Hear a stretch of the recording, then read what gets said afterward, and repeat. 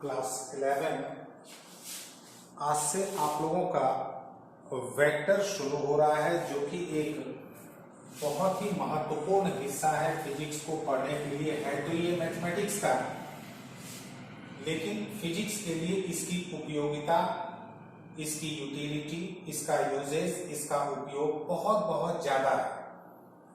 तो मैं क्लास 11 के हर एक विद्यार्थियों को यह एक सजेशन देना चाहता हूं, सुझाव देना चाहता हूं कि आप लोग वेक्टर के हर एक लेक्चर को बहुत बहुत ध्यान पूर्वक पूरा देखेंगे, और नहीं तो 11 में तो कम परेशानी होगी, 12 में जाकर के बहुत ज्यादा परेशान आप लोग हो जाएंगे। तो मेरा काम है सही समय पर सही सजेशन यानी सुझाव को दे दें। तो आइए हम लोग समझते हैं। ये वेक्टर का लेक्चर नंबर 1 है। ये मेरे ख्याल से 7 लेक्चर इसमें मेरे द्वारा लिया जाएगा। उसके बाद 2 लेक्चर लिया जाएगा लगातार कैलकुलस का, यानी 7 और 2 9 लेक्चर अभी आप लोगों को डेली मिलेंगे। ठीक है, इस बीच में 12-13 दिनों का गैप हो गया, थोड़ा दुर्गा पूजा के कारण और थोड़ी सी दूसरे तरफ भी व्यस्तता हो गई थी। आज से आप लोगों को रेगुलर, अब आप लोगों को अल्टरनेट नहीं मिलेगा, आप लोगों को रेगुलर वीडियो मिलेंगे। फर्क यही होगा, वीडियो का टाइम थोड़ा थोड़ा कम होगा क्योंकि डाटा इशू होता है। वेक्टर एनालिसिस यानी सदिश को हम लोग विश्लेषण करेंगे, वेक्टर का एनालिसिस करेंगे। आप लोगों को एक बात याद दिला दें, आप लोगों को याद होगा भी, हम लोगों ने क्लास 11 के फिजिक्स के सिलेबस में पहला जो यूनिट पढ़ा, यूनिट्स एंड मेजरमेंट्स यानी मात्रक एवं मापन, उसमें हम लोगों ने पढ़ा on the basis of measurement यानी मापन के आधार पर, on the basis of measurement यानी मापन के आधार पर हम लोग फिजिकल क्वांटिटीज यानी भौतिक राशियों को 2 भागों में बांटते हैं, फंडामेंटल एंड डिराइव्ड यानी मूल और व्युत्पन्न। तो वो जो फिजिकल क्वांटिटीज का क्लासिफिकेशन था, ठीक है, यानी भौतिक राशियों का वर्गीकरण था, वो था on the basis of measurement यानी मापन के आधार पर। आप लोग यहां क्या देख रहे हैं, on the basis of direction, ठीक है, उसमें था on the basis of measurement, इसमें है on the basis of direction physical quantities are classified as 2 ways। दिशा के आधार पर, उसमें था मापन के आधार पर, तो कंफ्यूज आप लोग नहीं करेंगे, वो था मापन के आधार पर, ये है दिशा के आधार पर। भौतिक राशियों को 2 वर्गों में वर्गीकृत किया जाता है। नंबर 1 स्केलर क्वांटिटीज यानी अदिश राशियां, अदिश यानी दिशा नहीं हो, those physical quantities which have no direction. तो आप लोगों को जहां कहीं मौका मिले, आप लोग वीडियो को पॉज करके बोर्ड पर लिखी हुई हर एक बातों को आप लोग फेयर कॉपी में साफ साफ नोट करेंगे। क्यों? क्योंकि आप लोग पीडीएफ पर भरोसा नहीं करें, वो तो आपके मोबाइल में रह जाएगा। आप लोग नोट करें, आप लोग लिखने पर ज्यादा ध्यान दें, क्योंकि जब मुझे लिखने में परेशानी नहीं होती है तो आप लोगों को भी परेशानी नहीं होना चाहिए, क्योंकि एग्जाम में आप ही लोगों को लिखना है, वहां आप लोगों को कोई पीडीएफ को अटैच नहीं करने मिलेगा। तो those physical quantities which have no direction are called scalars, यानी वे भौतिक राशियां जिन्हें दिशाएं नहीं होती हैं अदिश राशियां कहलाती। एग्जाम्पल में मास द्रव्यमान, लेंथ लंबाई, टाइम समय, स्पीड चाल, वॉल्यूम आयतन, डेंसिटी घनत्व, ये सब जो भी फिजिकल क्वांटिटीज हैं, ये सब जो भी भौतिक राशियां हैं, उनको हम लोग कहते हैं स्केलर क्वांटिटीज यानी अदिश राशियां। ये सभी फिजिकल क्वांटिटीज, ये सभी भौतिक राशियों को डायरेक्शन यानी दिशाएं नहीं होती। ठीक है, तो बहुत सिंपल है कि जब दिशा के आधार पर हम लोग बांट रहे हैं, जब हम लोग डायरेक्शन के बेसिस पर क्लासिफाई कर रहे हैं, तो क्लियरली 2 तरह का होगा। एक वो होगा जिसमें डायरेक्शन नहीं होगा, दिशा नहीं होगी, और दूसरा वो होगा जिसमें डायरेक्शन यानी दिशा होगा। नहीं होगा स्केलर यानी अदिश, जैसे ये सब हो गया। और अगर डायरेक्शन हुआ तो सदिश यानी vector quantities. Those physical quantities which have direction are called vector quantities. Displacement, velocity, acceleration, force, dot dot dot, और भी बहुत सारा। तो सदिश राशियां वे भौतिक राशियां जिन्हें दिशाएं होती हैं, सदिश राशियां कहलाती हैं, जैसे विस्थापन, वेग, त्वरण, बल वगैरह।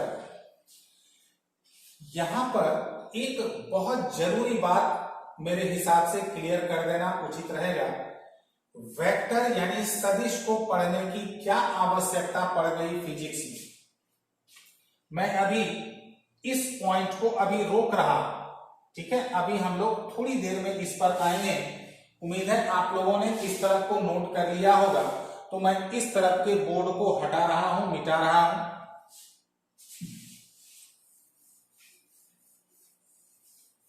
क्योंकि ये जान लेना बहुत जरूरी है, हम लोग वेक्टर क्वांटिटीज को फिजिक्स के पॉइंट ऑफ व्यू से क्यों पढ़ना चाह रहे हैं, क्यों पढ़ने जा रहे हैं, क्या नीड हो गया, क्या आवश्यकता होगी।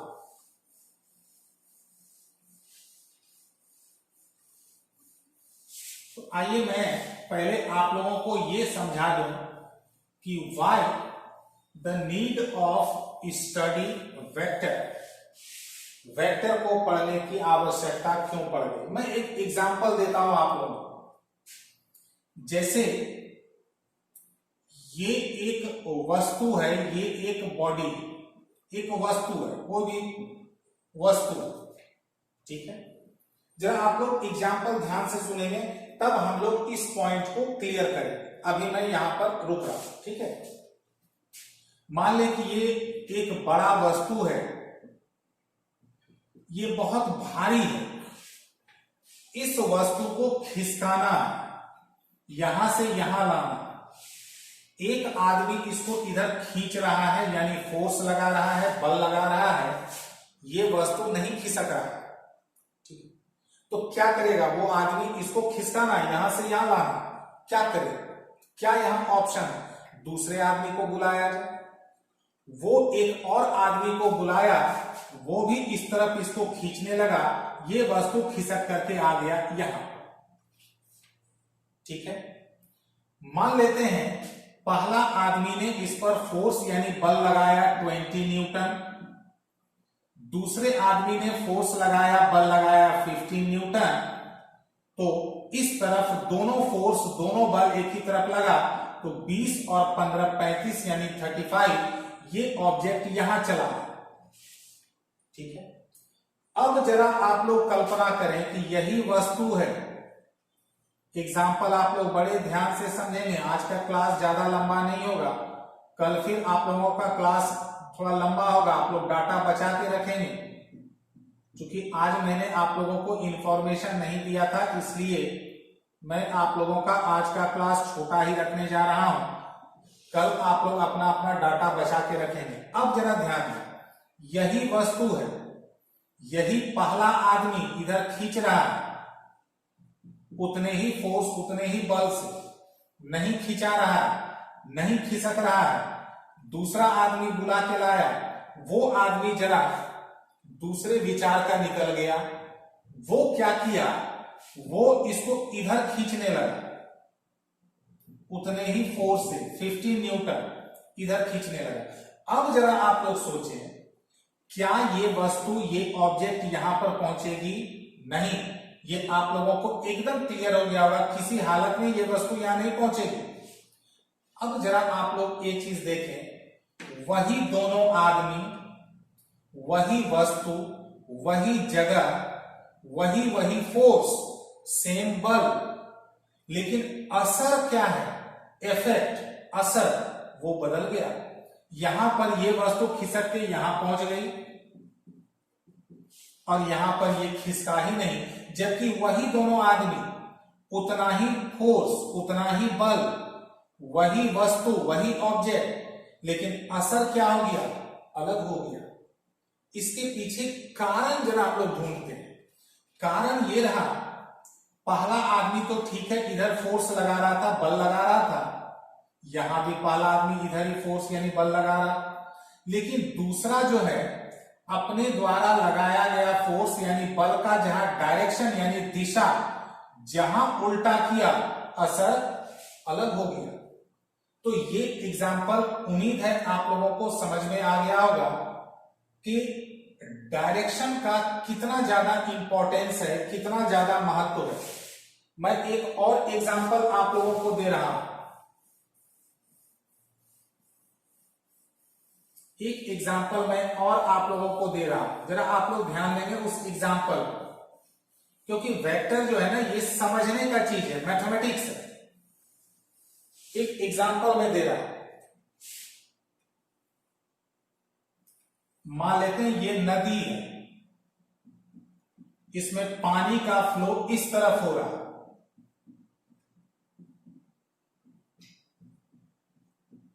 इसमें पानी का जो फ्लो है, बहाव है, वो इस तरफ हो रहा है, ठीक है। एक आदमी यहां पर खड़ा है और वो सीधा जो है तैर करके यहां पहुंचना चाह रहा है, ठीक है, एकदम ठीक दूसरे किनारे। अगर वो सीधा भी तैरेगा, वो तो जान रहा है कि हम सीधा तैर रहे हैं। आप लोग जितने भी विद्यार्थी वीडियो देख रहे हैं उनमें से बहुत सारे विद्यार्थियों को तैरना भी आता होगा और बहुत लोगों को अनुभव भी होगा। अगर हम लोग सीधा जो है पॉइंट करके अगर तैरेंगे, क्या लगता है आप लोगों को कि आप लोग सीधा एकदम पॉइंट करके तैरेंगे तो आप लोग यहां पहुंच जाएंगे? नहीं, आप लोग यहां पहुंच जाएंगे। तो यहां पर क्यों आप लोग यहां चाह रहे थे पहुंचना लेकिन पहुंच गए यहां? क्योंकि नदी के फ्लो में क्या था? डायरेक्शन यानी दिशा। तो ध्यान रखेंगे, ये दो एग्जाम्पल उम्मीद है आप लोगों को एक बात तो क्लियर करा दिया होगा, क्या कि फिजिक्स में बहुत सारे सिचुएशंस में, बहुत सारी परिस्थितियों में डायरेक्शन यानी दिशा बहुत महत्वपूर्ण होती है, ठीक है। अब जहां तक फिजिकल क्वांटिटीज का सवाल है, तो हम लोगों ने यूनिट 1 में पढ़ा every physical quantities has magnitude. हर भौतिक राशियों को परिमाण होती, और उसको हम लोग एक सिंबल से डिनोट करते हैं। जैसे मान लेते हैं मास, द्रव्यमान, इसको हम लोग इसके परिमाण को, मैग्नीट्यूड को किससे डिनोट कर देते हैं? एम। वेलोसिटी यानी वेग, इसके परिमाण यानी मैग्नीट्यूड को किसे डिनोट कर देते हैं? भी। अब ध्यान दें, ये इसको डायरेक्शन नहीं होता है, इसको डायरेक्शन होता है। तो इसको डायरेक्शन होता है, इसको नहीं होता है, तो ये हो गया अदिश स्केलर, ये हो गया वेक्टर यानी सदिश। पहचान कुछ होना चाहिए, पहचान होना चाहिए ना। जैसे अलग अलग स्कूल में बच्चों का स्कूल ड्रेस, यूनिफॉर्म अलग अलग होता, तो वो क्या है? एक आइडेंटिफिकेशन है, पहचान है। तो ये अदिश है, ये सदिश है, ये स्केलर है, ये वेक्टर है, तो कुछ तो पहचान देंगे। तो जो वेक्टर होगा, जो हिंदी मीडियम के विद्यार्थी हैं वो भी वेक्टर को वेक्टर ही बोला जाएगा। आप लोग उसको दिमाग में सेट कर ले, वेक्टर मतलब सदिश, डायरेक्शन जिसको होता है। क्योंकि ये वेक्टर नहीं है, ये वेक्टर है, तो वेक्टर है मतलब इसको डायरेक्शन है। तो हम लोग इसका जो परिमाण है, इसका जो मैग्नीट्यूड है, इसको रिप्रेजेंट करते हैं, डिनोट करते हैं, सूचित करते हैं, इसके ऊपर एक एरो यानी तीर डाल देते हैं। बस अगला पॉइंट आप लोगों को समझ में आ गया होगा। Vector quantities are denoted by arrow on the top of magnitude representation. Magnitude representation के ऊपर हम लोग क्या डाल देते हैं? एरो। सदिश राशियों को उनके परिमाण के ऊपर तीर चिन्ह द्वारा निरूपित करते हैं। जैसे फोर्स, बल, तो इसका मैग्नीट्यूड क्या होता है? कैसे डिनोट करते हैं? एफ। चूंकि ये वेक्टर है तो इसके ऊपर क्या डाल देंगे? एरो। वेलोसिटी, वेग, वेक्टर है, भी से डिनोट करते हैं इसके मैग्नीट्यूड, परिमाण को, तो ऊपर डाल देंगे एरो। अब जो आप लोग यहां देख रहे हैं, यहां ध्यान, उसी को मैं इधर क्लियर कर, ये क्या है? ये हो गया मैग्नीट्यूड यानी परिमाण, किसका? फोर्स का, बल का। और ये जो एरो है, ये किसको रिप्रेजेंट कर रहा है? रिप्रेजेंटेशन ऑफ वेक्टर यानी सदिश निरूपण। बात समझ में आया? कुछ एक छोटी छोटी बातों को और मैं समझा दूं। जैसे अगर आप लोगों को कहा जाए ये है फोर्स, तो अगर आप लोगों को पता है ये फोर्स है तब तो हम लोग एरो डाल दें। अगर एरो हटा दिए, ये क्या बच गया? ये बच गया रिप्रेजेंटेशन ऑफ मैग्नीट्यूड यानी परिमाण का निरूपण। अब जैसे मान लेते हैं अगर आप लोगों को कहा जाए ए बी सी डी, ये 4 फिजिकल क्वांटिटीज हैं, भौतिक राशियां हैं, चारों का परिमाण यानी मैग्नीट्यूड लिखा हुआ है। मैग्नीट्यूड देख करके आप लोग बताएं इसमें से कौन स्केलर है, कौन वेक्टर यानी कौन अदिश है, कौन सदिश। क्या आप लोग कभी बता पाएंगे? नहीं। तो ऐसे में अब जैसे मान लेते हैं इस पर ये डाल दिए एरो, तो ये पूरा जो है ये परिमाण नहीं दर्शाया, ये तो परिमाण और दिशा, मैग्नीट्यूड और डायरेक्शन दोनों हो गए। तो ऐसे सिचुएशन में हमारा समझाने का मतलब यह है कि वेक्टर क्वांटिटीज के मैग्नीट्यूड को, सदिश राशियों के परिमाण को हम लोग ऐसे दर्शाते हैं, जैसे ए वेक्टर है तो एरो डाल दी, एरो हटा दिए तो ये हो गया इसका मैग्नीट्यूड परिमाण।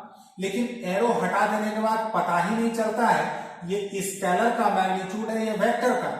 तो ऐसे में हम लोग वेक्टर के मैग्नीट्यूड को रिप्रेजेंट करते हैं, एरो रहने देते हैं, दोनों तरफ एक एक लकीर लगा देते ऐसे।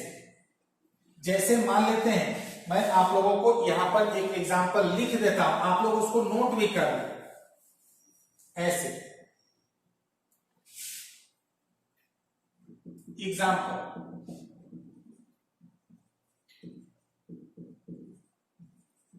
मैग्नीट्यूड ऑफ वेलोसिटी, ये तो हो गया v, क्योंकि एरो नहीं पड़ेगा, मैग्नीट्यूड है तो एरो नहीं पड़ेगा। लेकिन ये पता ही नहीं चलेगा वेक्टर है, तो इसको हम लोग ऐसे लिखते हैं, एरो डाल के दोनों तरफ एक एक लकीर लगा दे, यानी वेग का परिमाण। एक और example,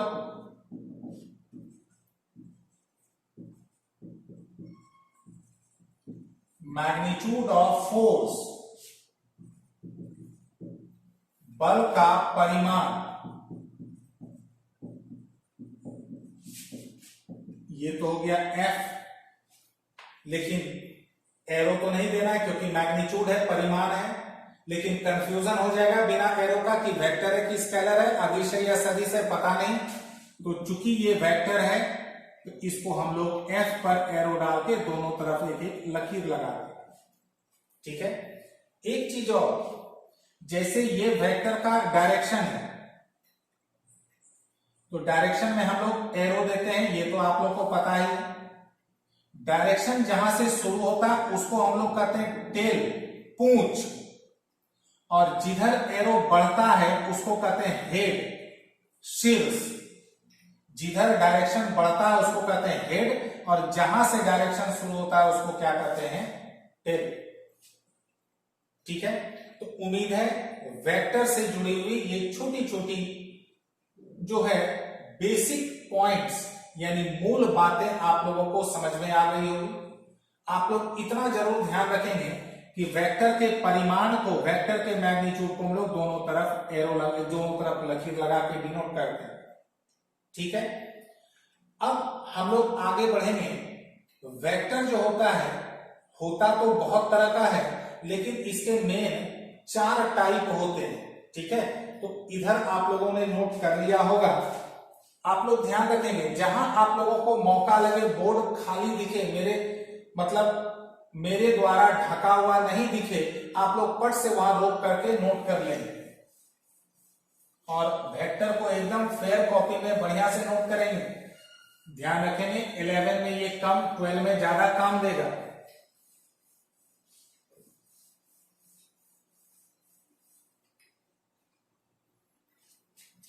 types of vector,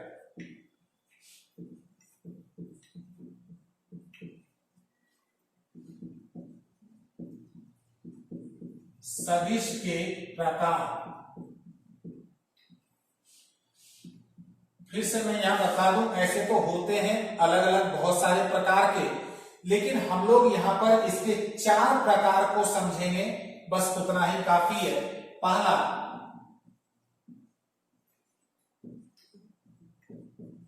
equal vector समान सदिश। दूसरा, अपोजिट और नेगेटिव वेक्टर।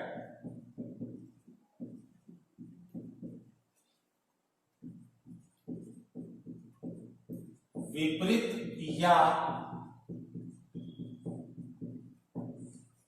ऋणात्मक सदिश। तीसरा, जीरो वेक्टर शून्य सदिश। और चौथा, यूनिट वेक्टर यानी इकाई सदिश। ऐसे और होते हैं, और भी होते हैं, लेकिन हम लोगों को फिजिक्स के पॉइंट ऑफ व्यू से यही 4 वेक्टर को समझना है। तो मैं फिर से आप लोगों को इंफॉर्मेशन दे दूं, आप लोग कल अपने अपने मोबाइल में डाटा को बचा के रखेंगे, क्योंकि कल का जो वेक्टर का क्लास होगा थोड़ा लंबा होगा। आज चूंकि मैंने कोई इंफॉर्मेशन आप लोगों से शेयर नहीं किया था ग्रुप पर, इसलिए आज अचानक से क्लास आप लोगों तक पहुंच रहा है, इसलिए मैं क्लास को यहीं पर रोक रहा हूं। आप लोग कल अपने अपने मोबाइल में डाटा को बचा के रखेंगे, वेक्टर का थोड़ा बड़ा क्लास हो, ठीक है। उम्मीद है आप लोग अपने अपने घरों में सकुशल एवं स्वस्थ होंगे, और ऐसी उम्मीद है जल्द ही हम लोग ऑफलाइन क्लास में मिलने जा रहे हैं। देखते हैं सरकार का क्या आदेश आता है। तो thank you very much and good night to all.